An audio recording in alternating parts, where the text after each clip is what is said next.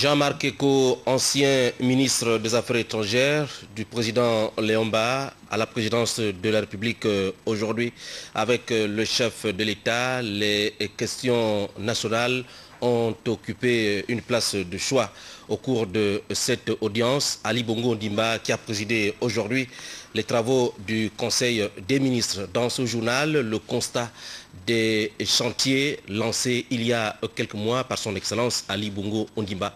Nous irons sur les chantiers des échangeurs, nous irons au stade de rénovation de Franceville qui va abriter la CAN 2012. Là-bas, on note une avancée notable des travaux. Et puis, nous irons au marché de la Péri où Jean-François Tuntum Eman a lancé il y a quelque temps les travaux de construction de ce marché. Des travaux aujourd'hui en arrêt. Madame, Monsieur, bonsoir et merci de renouveler votre confiance à la première chaîne de télévision nationale du Gabon en ouverture de cette session principale d'information. Les travaux du Conseil des ministres présidés ce matin au palais de la présidence de la République. Son Excellence Ali Bongo Ondimba, le Premier ministre et tous les ministres présents sur le territoire national ont parlé des questions d'intérêt national. La synthèse des travaux presse présidentielle. Autour du chef de l'État, Ali Bongo Ondimba, pour ce Conseil des ministres, l'ensemble des membres du gouvernement présents sur le territoire national. À l'ordre du jour, le compte-rendu du Conseil interministériel des séances du 12 et du 13 juillet 2011. Sur la table du Conseil également, plusieurs affaires. Au total, 8. Adoption du projet d'ordonnance relatif aux partis politiques. Du projet d'ordonnance autorisant l'État gabonais à garantir un emprunt de 157 millions de dollars américains contracté par la compagnie minière de Logoué. Du projet de décret fixant les conditions d'exercice de l'activité de capital investissement. Du projet d'ordonnance fixant le régime particulier des pensions de retraite des anciens chefs de haute juridiction. Des projets de décret portant attribution et organisation de l'aviation légère des armées et de la marine nationale. Du projet d'ordonnance portant modification et suppression de certaines dispositions de la loi numéro 20/2005 du 3 janvier 2006 fixant les règles de création, d'organisation et de gestion des services de l'État. Du projet de décret fixant le régime de rémunération servi au personnel de forces de défense et portant reclassement. Et le projet de décret portant création et organisation de l'école supérieure des médecins. Fin des travaux. Je vous l'ai dit, peu avant les travaux du Conseil des ministres, le président de la République, chef de l'État, son Excellence Ali Bongo Ondimba s'est entretenu avec le ministre des Affaires étrangères du président Léomba, l'opposant Jean-Marc Eko, véritable bibliothèque nationale. Les deux hommes ont longuement évoqué les questions d'intérêt national. Lazo Aboune. Cette audience entre dans le cadre des consultations que le chef de l'État Ali Bongo Ondimba a avec les forces vives de la nation, chaque fois que le besoin se fait sentir. Ici, c'est le notable Jean-Marc Eko, grand observateur de la vie politique nationale, ancien opposant au régime des feux présidents Léomba et Omar Bongo Ondimba, ancien ministre, qui a choisi de partager avec le chef de l'État son appréciation de l'évolution de notre pays vers le développement. Inutile de lui demander l'appréciation qu'il porte à ce processus. Jean-Marc Eko, dans un franc-parler d'une rare rigueur, dit ne partager cette exclusivité qu'avec le président Ali Bongo Ondimba, avec personne d'autre. J'ai une certaine expérience de la vie, comme père, comme psychopédagogue et aussi comme homme politique. Lorsque je vois la façon dont les choses marchent dans ce pays, avec l'avènement d'un jeune, il était nécessaire que je lui dise comment je vois la situation et il m'a donné l'impression de pouvoir faire quelque chose. Je ne suis pas homme à être subjectif. Je ne suis pas là pour justifier le président ou pour le condamner. Je vous ai dit ce que j'ai parlé avec lui, ce que j'ai entendu de lui. Et je crois que c'est suffisant. Parce que je sais, la presse, elle est indiscrète. Et elle raconte ce qu'on ne raconte pas, surtout la nôtre. Monsieur le ministre, nous savons que vous n'avez rien à cacher. Oh, mais vous savez, la presse ici, elle a peur de la vérité. Et moi, je m'en méfie. Et puisque nous la sollicitons là en ce moment. Eh bien, moi, j'ai parlé au président. Cela est suffisant. L'ancien ministre félicite l'action du chef de l'État son ambition pour le Gabon. Jean-Marc Eko en a profité pour faire connaître au président de la République son point de vue sur un certain nombre de questions. La suite de ce journal avec cette communication du Premier ministre chef du gouvernement gabonais à son homologue indien. Je viens d'être informé du drame qui frappe votre pays suite au déraillement d'un train de passagers le dimanche 10 juillet 2011. La disparition de ses compatriotes constitue assurément une perte énorme pour votre pays sur tous les plans.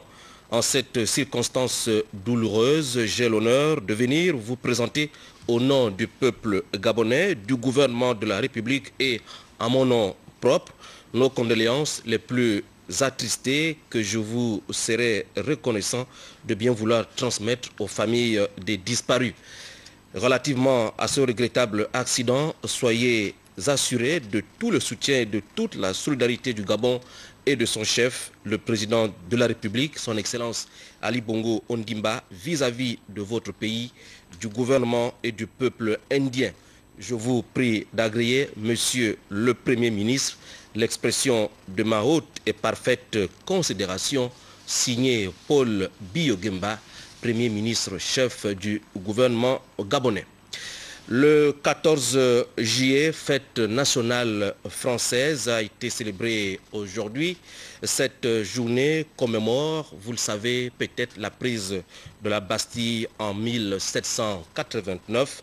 L'événement a donné lieu ce matin à Paris, la capitale française, à un grand défilé des troupes militaires françaises sur les Champs-Élysées, présidé par le président de la République française, son Excellence Nicolas Sarkozy. À Libreville, les manifestations sont placées sous la présidence de son Excellence, Monsieur l'ambassadeur, haut représentant de la République française. Nous y reviendrons. La fin cet après-midi des travaux de la 10e conférence des ambassadeurs. Les travaux ont débouché sur des recommandations qui tournent pour l'essentiel sur la révalorisation de la fonction de diplomate, l'amélioration des conditions de travail pour une meilleure image sur la scène internationale. Le ministre Paul Tungui, nous l'écoutons dans un extrait de son discours à la clôture des travaux. C'était cet après-midi à la Cité de la Démocratie. Je dois dire qu'il y a au moins un premier objectif atteint par rapport à l'organisation de cette conférence. C'est celui qui a permis aux ambassadeurs déjà en poste, mais aux autres nouvellement nommés, de pouvoir s'imprégner de la réalité des problèmes auxquels sont confrontées nos missions diplomatiques, mais aussi des orientations profondes que le chef d'État a assignées à sa diplomatie. C'est un premier objectif atteint. Je crois qu'à ce niveau d'information, nous pouvons déjà dire que vous êtes armés pour pouvoir continuer à l'extérieur, en contact avec nos partenaires, à suivre cette ligne d'orientation qui a été donnée par le chef de l'État lundi dernier à l'ouverture de votre conférence. Le deuxième objectif qui a été atteint, de mon point de vue, c'est ce mélange, cette union entre les uns et les autres. Vous avez été logés ensemble, vous avez passé tout le temps ensemble, mangé ensemble, discuté, et cela permet d'enrichir les expériences. En tout cas, demain, nous reviendrons sur la clôture de cette 10e conférence des ambassadeurs. Retenez que le rapport de synthèse sera remis demain au président de la République au cours de la 2e audience qui va clore les assises du palais présidentiel de hier déjà. Les ambassadeurs se sont retrouvés en travaux en atelier pour parler du statut particulier du diplomate gabonais. Au cours de ces travaux en atelier, leurs excellences penchent depuis 48 heures sur un certain nombre de sujets liés aux problèmes qui gangrènent le secteur de la diplomatie. Dans cette salle, ces séminaristes tentent d'apporter des propositions visant à traiter radicalement la problématique du statut particulier du diplomate. Parlons en effet de ce statut qui, depuis 1965, date du premier rendez-vous des ambassadeurs, n'a jamais existé.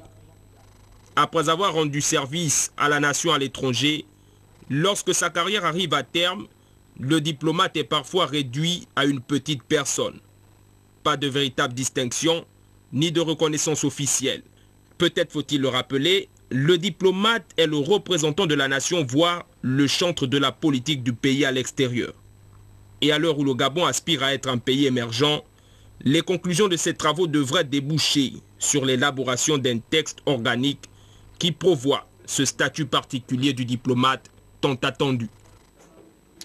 Les conseillers de la commune de Libreville étaient en session extraordinaire pour évoquer les problèmes de la cité et le fonctionnement du conseil municipal de Libreville, avec comme un des points à l'ordre du jour le problème de la décentralisation. Cyril Bertrand Ngaleko, Joseph Biogé. Les municipaux de la commune de Libreville étaient le 12 juillet dernier devant le patron de l'hôtel de ville de la capitale gabonaise en session extraordinaire. Un seul point était inscrit à l'ordre du jour, l'autorisation des transferts de certains budgets de quelques services de la mairie pour supporter les services qui connaissent une régression budgétaire. Il s'agit en clair pour le conseil municipal de Libreville de soutenir certains services en difficulté financière.